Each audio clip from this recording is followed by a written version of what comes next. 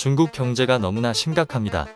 다른 국가였으면 이미 부도 사태를 맞았을 일들이 중국에서 벌어지고 있는 것이죠. 시진핑 주석의 1인 독재 체제에 대한 시장의 불안감이 커지면서 중국 기업 시가총액이 폭락하고 있으며 위안화 가치도 15년 만에 가장 낮은 수준으로 떨어졌습니다. 홍콩을 포함한 중국 증시도 폭락하고 중국 위안화도 달러 당 7.3위안을 돌파하며 15년 만에 가장 낮은 수준으로 가치가 떨어졌습니다. 시진핑 중국 국가주석이 사면임 확정 후 경제가 아닌 안보를 강조하고 나서면서 중국 경제는 끝이 모를 터널로 진입하고 있습니다. 국민의 삶과 직결된 경제를 먼저 챙겨야 될 국가의 리더가 대만 침공론, 대외 강경 발언 등을 하면서 중국 경제 상황은 점차 악화되고 있습니다. 자기 집에 불이 났는데 불은 안 끄고 딴짓이나 하고 있는 것과 마찬가지입니다. 심지어 중국 최고 지도부 7명 모두 자기한테 충성하는 사람들로는 채워지고 개혁 성향의 인사들이 모두 배제되면서 시 주석이 어떠한 잘못된 결정을 내리더라도 반대할 사람이 전혀 없는 상황입니다. 중국의 가장 큰 발등의 불은 부동산입니다. 중국 경제 성장의 원동력 중 하나였던 부동산 시장이 마치 브레이크가 고장 난 것처럼 나락으로 떨어지고 있습니다. 중국 부동산은 국내 경제 총규모 GDP의 30% 이상의 엄청난 비중을 차지하고 있습니다. 풀어서 이야기하면 부동산이 무너지면 중국 경제가 폭삭 내려앉는 것입니다.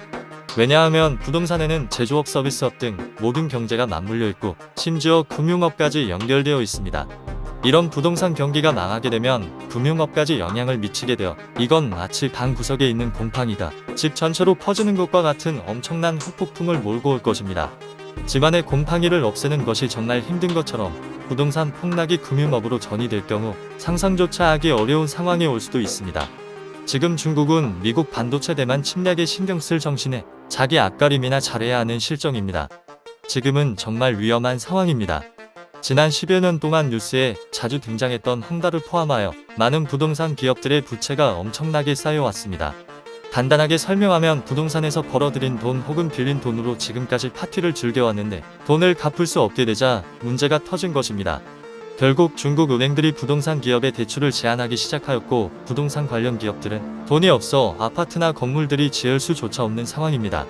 선분양을 받았던 주민들은 상환 거부 시위를 하면서 현재는 풀 수 없는 실타래처럼 대단히 복잡하게 얽혀 있습니다. 중국은 우리와는 조금 다르게 부동산 살 때 우선 총금액의 30%를 먼저 일시불로 내고 나머지에 대해서는 주택담보대출을 통해서 바로 그날부터 갚기 시작합니다. 그렇기 때문에 입주일자조차 전혀 예측할 수 없는 아파트에 일시불로 낸 금액도 떼이고 심지어 주택담보대출까지 내야 하는 상상하기조차 싫은 최악의 상황이 된 것이죠. 그래서 중국 시민들이 대출금 상환 거부 운동을 하는 것입니다. 정리하면 부동산 기업들은 지금까지 남의 돈으로 흥청망청 쓰고 그 돈으로 엉뚱한 데 투자하여 큰 손해를 보면서 지금과 같은 말도 안 되는 상황이 된 것이죠. 이런 상황이 반복되면서 부동산 가격은 폭락하고 짓고 있던 건물도 못 올리게 되고 다시 폭락하고 악순환이 계속되고 있습니다. 가장 큰 문제는 우리로 치면 지방자치단체라고 할 수 있는 지방성들의 재정 상태입니다. 지방 재정이 도시에 따라 다르지만 전체 재정 수입의 평균 50%까지 차지하고 있으며 이 부동산 토지를 팔아서 지방 재정을 운영하고 있습니다. 중국에서는 토지가 국유자산이기 때문에 부동산 개발 회사한테 비싼 가격에 팔아서 돈을 벌여들인 것이죠.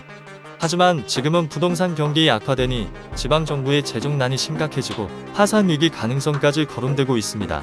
이미 파산했다는 소문까지 있습니다. 심지어 미국과의 무역 갈등으로 해외 수출도 불안한 상황에서 누구도 중국에 투자하길 꺼려하고 예전처럼 건물을 막 지을 수도 없습니다. 만약 이런 상황이 다른 개발도상국에서 벌어졌다면 이미 국가 부도 사태까지 갔을 것입니다. 중국은 공산당이 주도하는 사회주의 경제체제이기 때문에 중앙정부가 지방정부를 계속 지원할 수밖에 없습니다. 왜냐하면 지방정부가 파산하면 그 여파로 중국 공산당의 존립도 아주 위태롭기 때문이죠. 이건 마치 망할 수밖에 없는 사업에 자금을 계속대는 것과 똑같습니다. 밑 빠진 독에 물을 붓는 것이지요. 하지만 그것도 일시적으로 재정 지원을 할 수는 있지만 언제까지 가능할까요? 지금 중국은 너무나도 고통스럽고 누가 봐도 위기인 상황입니다. 그렇다면 지금 이런 상황에서 중국의 선택한 방법은 무엇일까요? 매우 간단합니다. 고통을 참아가면서 조금씩 거품을 떼겠다는 생각입니다.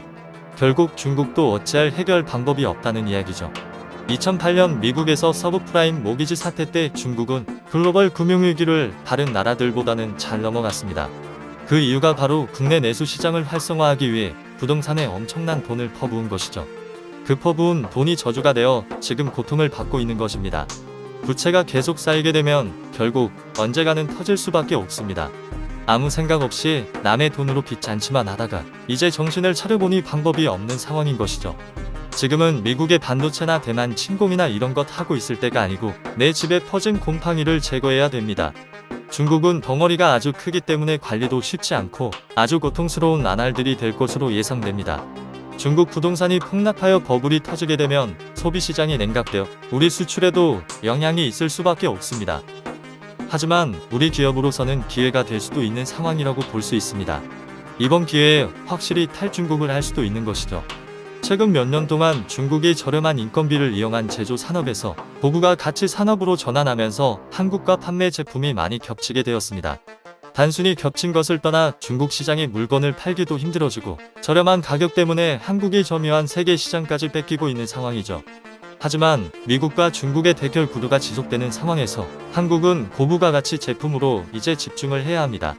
이미 배터리 반도체 등의 고부가 가치 제품에 미국이 무역 장벽을 쌓아가고 있기 때문에 한국도 중국 의존도를 서서히 낮추는 방법으로 접근할 수 있습니다.